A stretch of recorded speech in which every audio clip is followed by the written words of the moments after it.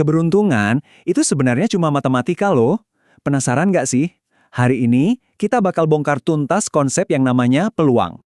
Oke, jadi begini rencana kita. Pertama, kita lihat gimana peluang itu ada di mana-mana. Terus kita bedah dasar-dasarnya, belajar cara ngitungnya, sampai ke rumus utamanya. Nanti kita juga akan bahas hukum bilangan besar yang wow, keren banget.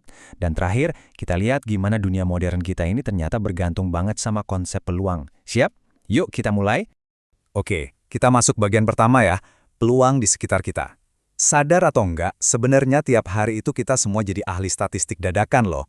Coba deh, pernah nggak cek ramalan cuaca sebelum keluar rumah? Kelihatannya sepele ya, tapi justru disinilah inti dari gimana kita make peluang setiap hari. Betul banget. Waktu lihat peluang hujan 30%, otak kita itu otomatis ngitung risiko. 30%. Perlu nggak ya bawa payung? Ribet nggak sih? Nah itu dia. Itu teori peluang yang lagi bekerja di kepala kita. Oke, sekarang kita masuk lebih dalam nih, ke bagian 2, dasar-dasar teori peluang.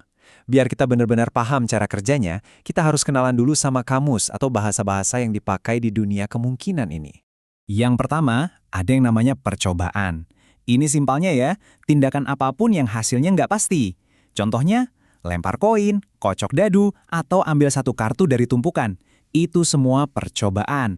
Selanjutnya, ada ruang sampel. Gampangnya, anggap aja ini daftar semua hasil yang mungkin keluar dari percobaan tadi.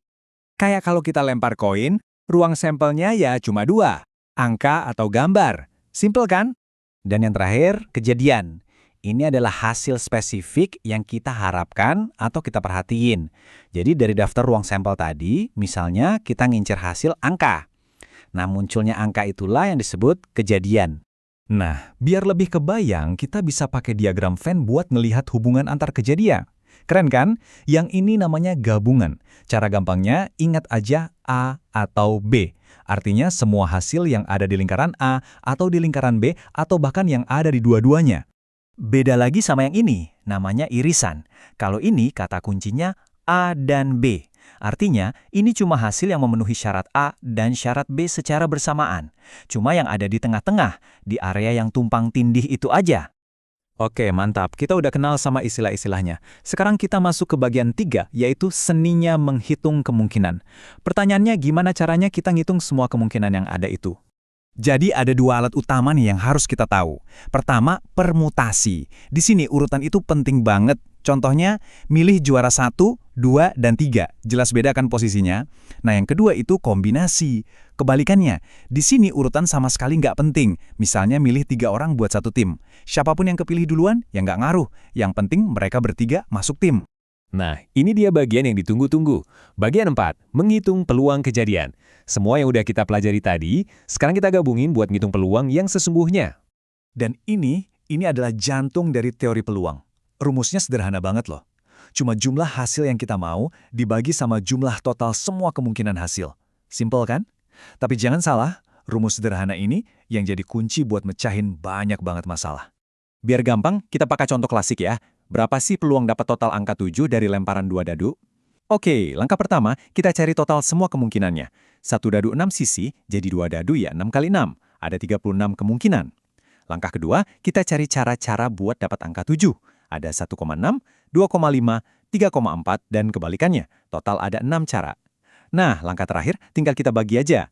6 dibagi 36, atau 1/6. Gampang kan? Oke, lanjut ke bagian 5, hukum bilangan besar.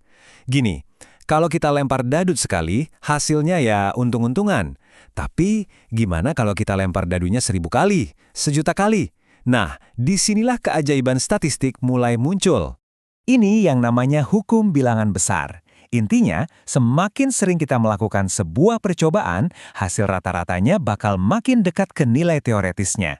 Coba deh, lempar koin sekali, bisa jadi hasilnya angka.